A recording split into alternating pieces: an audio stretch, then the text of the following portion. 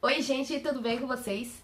Como vocês sabem, gente, um dos meus nichos aqui do canal é pedagogia, então eu trago muita experiência pessoal minha, algumas dicas que eu aplico em minha sala de aula e que tem dado certo por enquanto, né?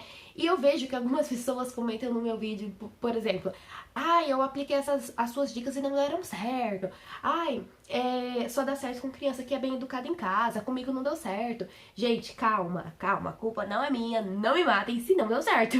É só a minha experiência, né? São dicas que eu aplico no meu dia a dia e comigo tem dado certo. Então, se não deu certo o que eu falo pra vocês, algumas dicas que eu trago pra vocês, procurem novas estratégias, mas não desistam. E procurem, gente, pesquisem mais youtubers, mais experiências diferentes, porque é assim que a gente vai agregando novos conhecimentos, né? O tema escolhido hoje, gente, é sobre a minha visão perante a inclusão. Todos nós sabemos que a escola é um lugar público, seja público, né, ou seja privada, tanto faz, mas ela é um lugar onde todas as crianças têm que ser bem acolhidas, têm que ser bem recebidas, independente da especificidade dela. Então, seja ela deficiente, com algum transtorno mental, ou não, ela vai ser tratada da mesma forma, ou deveria ser tratada da mesma forma, dentro do espaço escolar. O espectro que eu escolhi falar, né, dentro da escola, dentro da educação infantil, é o autismo. Por que o autismo? Porque eu já tive duas experiências em 2 anos diferentes de ter em minha turma uma criança do espectro autista. Então aí que entra a inclusão, que é incluir essas crianças mediante a outras, né? Quando a gente fala de incluir, a gente tem que pensar de quem a gente está falando, qual é o perfil dessa criança e por que a gente precisa trabalhar a inclusão.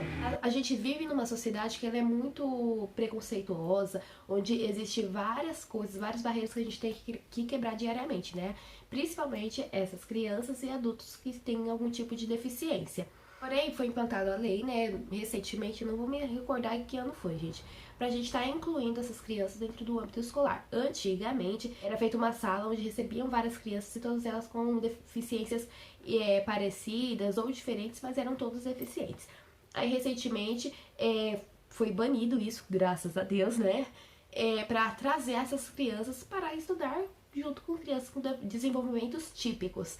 Ai, por que a gente não se fala criança especial? Porque a gente está sendo capacitista. Não, nem sei se é assim que fala a mesma palavra. A gente está colocando como a deficiência dela a tornar-se especial. E não é esse bem o objetivo, gente. O objetivo é de que a gente consiga tratar essa criança da mesma forma que a gente trata as outras crianças. Ela não é especial por ter uma deficiência.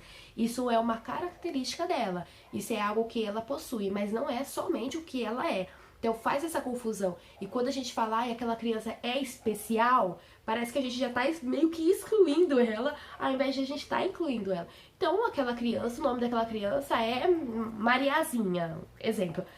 Ela não precisa falar, ela é especial. O nome da fulana é Mariazinha, ela tem uma deficiência, por isso que o comportamento dela é assim. Então fica diferente, soa diferente. Eu não tenho tanta propriedade para falar, porém, existem pessoas que são influencers, né, que têm deficiência e elas sim têm propriedade para falar. Mas voltando, gente, no meu lugar de fala, né, dentro de sala de aula, o que eu acho da inclusão? A verdade é que eu acho que é uma farsa.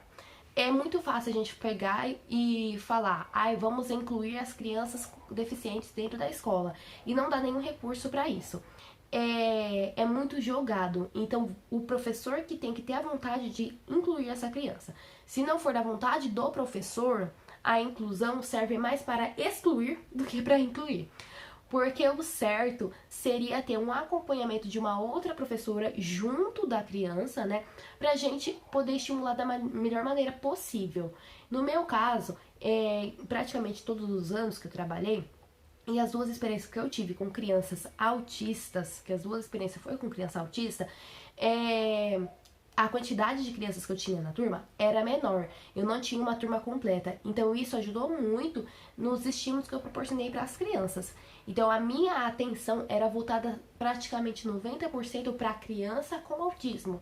E por que isso? Porque as outras crianças, elas têm todos os recursos, tudo, elas têm tudo para se desenvolver legal, elas têm tudo, elas vão ter todos os estímulos que elas precisam, tanto em casa, tanto na escola, e elas vão receber esse estímulo e vão se desenvolver.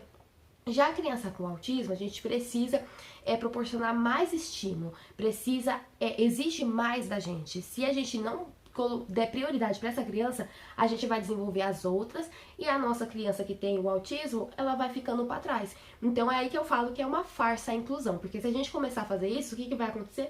Ao invés de incluir, a gente vai excluir. Então todo mundo vai se desenvolver e a sua criança autista? Não. Então por isso que a nossa balança ela não pode ficar assim. Nas minhas experiências eu sempre tentei equilibrar ao máximo. Se eu tô vendo um exemplo, se eu tô vendo que essas crianças elas têm facilidade em movimento de pinça e a minha criança autista, né, ou com algum transtorno mental, alguma deficiência, não tem esse movimento, não tem essa facilidade, eu não vou ignorar essa criança. Eu vou propor vivências, propostas que vão estimular essa criança que está precisando desse tipo de estímulo. Então eu vou sentar com essa criança, vou dar a mesma proposta para todo mundo, porque a proposta que eu posso dar para o autista, as outras crianças vão conseguir fazer. E talvez as propostas que eu vou dar pensando só nessas crianças que estão no desenvolvimento típico, a minha criança com autismo vai se sentir desmotivada. Então, eu tenho que colocar na balança equidade, né, gente? Equidade. A gente tem que trabalhar com equidade até quando a gente vai preparar nossas propostas. Então, eu vou pensar primeiro na minha criança com deficiência para depois pensar nas outras crianças. Pelo menos é o meu ponto de vista, gente. Porque eu tenho que fazer ao máximo para que ele se desenvolva tanto quanto a turma. Então, eu quero que ele tenha o equilíbrio, que ele acompanhe as outras crianças. Então, se eu tenho uma proposta que vai estimular o desenvolvimento de pinça, eu vou sentar com a minha criança, eu vou pegar na mãozinha dela, eu vou ajudar ela. Então eu vou meio que deixar as outras crianças um pouquinho de lado, porque eu sei que elas estão ok, eu sei que elas estão no desenvolvimento legal e que elas estão conseguindo. E talvez uma ajude a outra, né, a se desenvolver. Já a minha criança autista é quem precisa de mim. Então é pra ela que eu vou me dispor, é pra ela que eu vou dar a minha atenção. Então, quando eu falo que essa inclusão é uma farsa, é nesse sentido. Porque eu vejo muitas crianças sendo inclusa, mas ao mesmo tempo ela está sendo mais excluída do que tudo. Porque eu já vi algumas pessoas falarem: ai, tem que tirar fulano da sala porque eu não tô dando conta de aplicar a proposta e ele tá dentro da sala. Então, é cruel. É uma coisa cruel. Porque dá pra entender que a gente precisa de um auxílio, precisa de ajuda de alguém dentro de sala de aula, porque pode impedir em alguns momentos de fazer alguma coisa, por exemplo, para sair da sala. Às vezes a criança fica muito nervosa, começa a fazer birra. Tem alguns casos que a criança se expressa por meio de violência, só que ela faz parte da turma como qualquer outra criança. Então a gente pensar só nessa parte, pelo trabalho que dá, fica muito fácil a gente excluir a criança. É nesse sentido que eu quero falar pra vocês. Já quando a gente tenta fazer o possível pra trazer essa criança pra gente, as outras crianças acabam percebendo e se desenvolve no desenvolvimento que já é esperado, né, gente? Então é isso, gente. A inclusão é muito boa, sou super a favor, é maravilhosa, só que falta muito.